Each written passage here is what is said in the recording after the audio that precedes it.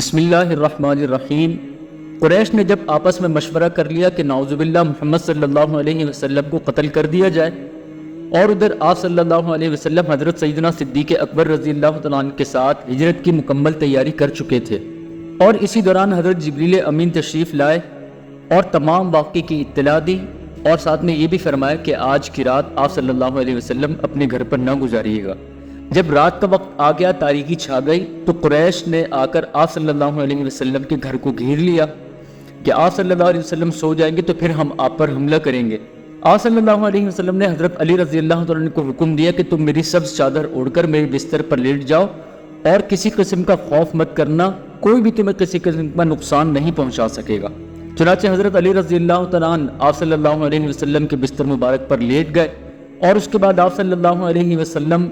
نے وہ تمام امانتیں جو لوگ آپ کے پاس رکھواتے تھے اور آپ کو صادق اور امین کے نام سے جانتے تھے، تو آپ صلی اللہ علیہ وسلم نے وہ تمام امانتیں حضرت علی رضی اللہ تعالیٰ عنہ کے سپرد کی اور بتایا کہ یہ فلاں فلاں کی امانتیں ہیں، ان تک پہنچا دینا۔ یہ کہہ کر آپ صلی اللہ علیہ وسلم نے ایک مٹھی خاک لی اور باہر نکلتے ہوئے سورہ یاسین شریف کی آیت پڑھی، وَجَعَلْنَا مِن بَيْنِ أَيْدِيهِمْ سَدًّا وَمِنْ خَلْفِهِمْ سَدًّا فَأَغْشَيْنَاهُمْ فَهُمْ لَا يُبْصِرُونَ۔ یہ آیت مبارکہ پڑھ کر آپ نے یہ مٹی کفار کے سر پر ڈال دی،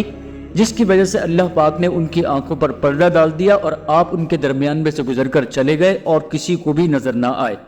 جب صبح ہوئی تو لوگوں نے حضرت علی رضی اللہ تعالیٰ عنہ سے پوچھا کہ محمد صلی اللہ علیہ وسلم کہاں ہیں؟ تو حضرت علی رضی اللہ تعالیٰ عنہ نے فرمایا کہ مجھے کچھ علم نہیں کہ آپ صلی اللہ علیہ وسلم کہاں ہیں۔ گھر سے نکل کر رات ہی میں آپ صلی اللہ علیہ وسلم اور حضرت سیدنا صدیق اکبر رضی اللہ تعالیٰ عنہ غار ثور کی طرف روانہ ہو گئے۔ جب آپ صلی اللہ علیہ وسلم غار کی طرف روانہ ہوئے تو اس یار غار، ہمدم و جانثار، محب با اخلاص اور صدیق با اختصاص کی بے تابی اور بے چینی کا یہ عجب حال تھا کہ کبھی آپ کے آگے چلتے کبھی پیچھے چلتے۔ تو آپ صلی اللہ علیہ وسلم نے پوچھا کہ ابو بکر، یہ کیا ماجرا ہے، کبھی میرے آگے چلتے ہو اور کبھی پیچھے چلتے ہو؟ تو حضرت سیدنا صدیق اکبر رضی اللہ تعالیٰ عنہ نے فرمایا کہ یا رسول اللہ صلی اللہ علیہ وسلم، مجھے ڈر ہے کہ کوئی پیچھے سے آپ پر حملہ نہ کر دے، یا پھر آگے اس وجہ سے چلتا ہوں کہ ایسا نہ ہو کہ کوئی گھات لگائے بیٹھا ہو اور وہ آپ پر حملہ کر دے۔ آپ صلی اللہ علیہ وسلم نے فرمایا کہ صدیق اکبر، کیا تم اس میں مجھے بچا کر اپنے آپ کی جان جوکھوں میں ڈالنا چاہتے ہو؟ تو حضرت سیدنا صدیق اکبر رضی اللہ تعالیٰ عنہ نے فرمایا کہ یا رسول اللہ صلی اللہ علیہ وسلم، میں اپنی جان سے زیادہ آپ کی جان کی حفاظت کرنا چاہتا ہوں۔ جب غار پر پہنچ گئے تو سیدنا صدیق اکبر رضی اللہ تعالیٰ عنہ نے آپ صلی اللہ علیہ وسلم سے فرمایا کہ آپ ذرا باہر ہی ٹھہریے، میں اندر سے تھوڑے سے کنکر مٹی وغیرہ یہ صاف کر لوں، پھر آپ اندر تشریف لے آئیے گا۔ غار کی صاف صفائی کرنے کے بعد حضرت سیدنا صدیق اکبر رضی اللہ تعالیٰ عنہ نے آپ صلی اللہ علیہ وسلم سے عرض کی کہ یا رسول اللہ صلی اللہ علیہ وسلم، اب آپ اندر تشریف لے آئیے۔ رسول اللہ صلی اللہ علیہ وسلم غار ثور میں جب پناہ گزین ہوئے تو اللہ کے حکم سے آپ صلی اللہ علیہ وسلم کے چہرے کے سامنے ایک درخت اگایا، ایک جنگلی کبوتر کے جوڑے نے آ کر انڈے دے دیے۔ مشرکین نے جب آپ صلی اللہ علیہ وسلم کو آپ کے مکان پر نہیں پایا تھا تو ہر طرف بندے دوڑائے اور ہر طرف اسی کشمکش میں تھے کہ آپ صلی اللہ علیہ وسلم کو کسی بھی طریقے سے ڈھونڈ لیں، تو وہ ڈھونڈتے ڈھونڈتے غار کے منہ پر بھی پہنچے، لیکن جب یہاں آ کر سارا ماجرا دیکھا کہ کبوتر نے انڈے دے دیے ہیں اور اس کے ساتھ ایک مکڑی نے جالا بھی تن دیا تھا، تو یہ ساری چیزیں دیکھ کر کہنے لگے کہ اگر وہ یہاں سے گزرتے بھی تو مکڑی کا جالا ضرور ہٹ جاتا، اور درخت بھی اگا ہوا ہے، کبوتر نے انڈے بھی دیے ہوئے ہیں، لہٰذا یہاں پر نہیں ہو سکتے۔ یہ کہہ کر وہ لوگ وہاں سے واپس چلے گئے۔ جب قریش مکہ آپ صلی اللہ علیہ وسلم کو ڈھونڈتے ڈھونڈتے غار کے منہ پر پہنچے تو حضرت سیدنا صدیق اکبر رضی اللہ تعالیٰ عنہ نے آپ صلی اللہ علیہ وسلم سے عرض کی کہ یا رسول اللہ صلی اللہ علیہ وسلم،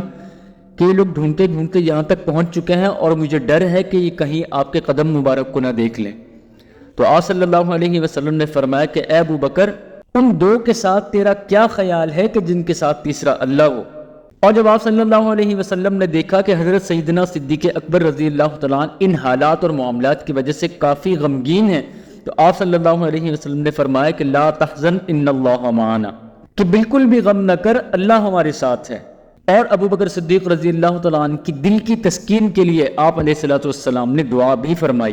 اللہ کی طرف سے ابو بکر صدیق رضی اللہ تعالیٰ عنہ پر ایک خاص سکینت اور خاص طمانینت نازل ہوئی۔ اسی بارے میں اللہ رب العزت نے ارشاد فرمایا، اذ ہما فی الغار اذ یقول لصاحبہ،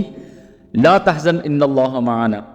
فانزل اللہ سکینتہ علیہ وأیدہ بجنود لم تروها وجعل کلمۃ الذین کفروا السفلی وکلمۃ اللہ ہی العلیٰ واللہ عزیز حکیم۔ 3 روز تک آپ صلی اللہ علیہ وسلم اور حضرت سیدنا صدیق اکبر رضی اللہ تعالیٰ عنہ نے اسی غار میں قیام فرمایا۔ عبداللہ بن ابی بکر، حضرت ابو بکر صدیق رضی اللہ تعالیٰ عنہ کے صاحبزادے، یہ تمام دن مکہ میں رہتے، تمام حالات سے آگہی جمع کرتے، تمام رپورٹیں جمع کرتے، اور رات میں آ کر آپ صلی اللہ علیہ وسلم کو اس کی تمام کارگزاری پیش کرتے، اور صبح ہوتے ہی پھر وہاں سے نکل جاتے۔ حضرت سیدنا صدیق اکبر رضی اللہ تعالیٰ عنہ کے آزاد کردہ غلام عشاء کے بعد جب اندھیرا ہو جاتا تو بکریاں لے کر غار پر پہنچ جاتے، اور آپ صلی اللہ علیہ وسلم اور حضرت سیدنا صدیق اکبر رضی اللہ تعالیٰ عنہ کو دودھ وغیرہ پلا دیا کرتے تھے۔ 3 راتیں گزارنے کے بعد آپ صلی اللہ علیہ وسلم اس غار سے روانہ ہوئے۔ غار سے نکل کر آپ صلی اللہ علیہ وسلم نے ساحل سمندر کے راستے سے مدینہ منورہ کی طرف جانے کا ارادہ کیا۔ راستے میں ام معبد کے خیمے پر سے گزر ہوا۔ ام معبد ایک نہایت شریف اور مہمان نواز خاتون تھی، ہمیشہ اپنے خیمے کے اندر بیٹھی رہتی تھی۔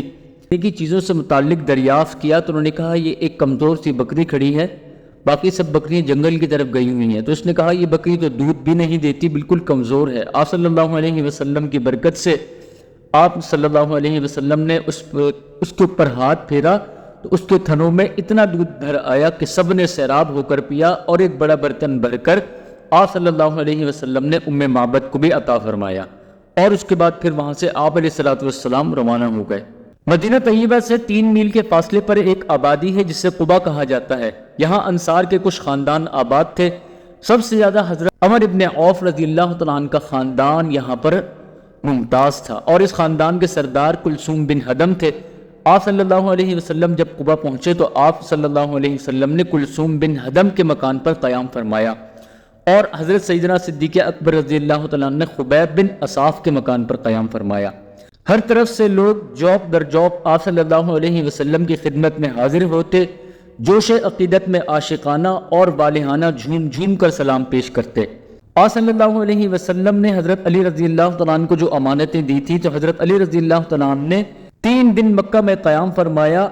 اور چلنے سے پہلے تمام لوگوں کی امانتیں ان کے سپرد کر کے قبا پہنچ گئے، اور کلثوم بن ہدم کے مکان پر آ کر آپ صلی اللہ علیہ وسلم کے ساتھ قیام فرمایا۔ آپ صلی اللہ علیہ وسلم جب قبا میں رونق افروز ہوئے تو سب سے پہلا کام جو آپ نے کیا وہ ایک مسجد کی تعمیر تھی۔ سب سے پہلے آپ نے مسجد کی بنیاد ڈالی، اور خود اپنے دست مبارک سے ایک پتھر لا کر قبلہ رخ رکھا۔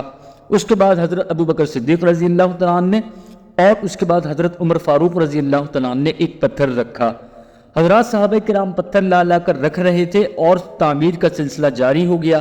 حضرات صحابہ کرام کے ساتھ آپ صلی اللہ علیہ وسلم بھی پتھر اٹھا کر لاتے، اور کبھی کبھار تو ایسا ہوتا کہ پتھر کو تھامنے کی غرض سے اپنے شکم مبارک کے ساتھ لگا لیتے، تو صحابہ کرام عرض کرتے یا رسول اللہ صلی اللہ علیہ وسلم آپ رہنے دیجئے، آپ صرف حکم فرمائیے، باقی کام ہم سب خود کر لیں گے۔ تو آپ صلی اللہ علیہ وسلم نے اس کو قبول نہ فرمایا، اور اسی مسجد کی شان میں یہ آیت نازل ہوئی لَمَسْجِدٌ أُسِّسَ عَلَى التَّقْوَىٰ مِنْ أَوَّلِ يَوْمٍ أَحَقُّ أَن تَقُومَ فِيهِ رِجَالٌ يُحِبُّونَ أَن يَتَطَهَّرُوا وَاللَّهُ يُحِبُّ الْمُطَّهِّرِينَ۔ قبا میں چند دن قیام فرما کر جمعے کے روز مدینہ منورہ کی طرف آپ صلی اللہ علیہ وسلم نے چلنے کا ارادہ فرمایا۔ اونٹنے پر سوار ہوئے تو راستے میں محلہ بنی سالم پڑتا تھا، وہاں پہنچ کر جمعے کا وقت ہو گیا۔ آپ صلی اللہ علیہ وسلم نے وہیں جمعے کی نماز ادا فرمائی، اور یہ اسلام میں آپ صلی اللہ علیہ وسلم کا پہلا خطبہ اور پہلا جمعہ تھا۔ آپ صلی اللہ علیہ وسلم کا یہ پہلا خطبہ تھا جو آپ نے ہجرت کے بعد یا 13 سالہ مظلومانہ زندگی کے بعد جو خطبہ دیا، اس میں ایک حرف بھی آپ صلی اللہ علیہ وسلم نے اپنے دشمنوں کی مذمت اور ان کی شکایت کا نہیں ادا کیا۔ صرف تقوی، پرہیزگاری، آخرت کی تیاری، ان الفاظ کے علاوہ کوئی بھی لفظ زبان نبوت سے ادا ہی نہیں ہوا۔ بے شک آپ صلی اللہ علیہ وسلم انک لعلی خلق عظیم کے مصداق تھے صلی اللہ علیہ وسلم۔ جمعے سے فارغ ہو کر آپ صلی اللہ علیہ وسلم اونٹنی پر سوار ہوئے، اور ابو بکر صدیق رضی اللہ تعالیٰ عنہ کو اپنے پیچھے بٹھا لیا، اور مدینہ کا رخ فرمایا، اور انصار کا ایک عظیم الشان گروہ آپ صلی اللہ علیہ وسلم کے آگے اور پیچھے بہترین اسلحے سے لیس آپ کی حفاظت کے لیے چل رہا تھا۔ ہر شخص کی یہی تمنا اور آرزو تھی کہ کاش آپ صلی اللہ علیہ وسلم ہمارے ہاں قیام فرمائیں۔ ہر طرف سے یہی صدا آتی تھی اور والہانہ عاشقانہ انداز میں ہر ایک شخص یہی کہہ رہا تھا کہ یا رسول اللہ صلی اللہ علیہ وسلم ہمارے یہاں تشریف لائیے، میرا غریب خانہ حاضر ہے، یا رسول اللہ صلی اللہ علیہ وسلم یہاں تشریف لائیے۔ آپ صلی اللہ علیہ وسلم نے فرمایا کہ میں وہیں پر قیام کروں گا جہاں پر اس اونٹنی کو اللہ کی طرف سے بیٹھنے کا حکم مل جائے گا۔ اونٹنی محلہ بنی نجار میں خود بخود جا کر اس مقام پر بیٹھ گئی جہاں اس وقت مسجد نبی شریف کا دروازہ ہے، اور یہ وہ مقام تھا جو حضرت ابو ایوب انصاری رضی اللہ تعالیٰ عنہ کا جہاں پر مکان تھا۔ آپ صلی اللہ علیہ وسلم وہاں اونٹنی سے اترے، اپنا سامان لیا اور حضرت ابو ایوب انصاری رضی اللہ تعالیٰ عنہ کے مکان پر قیام فرمایا۔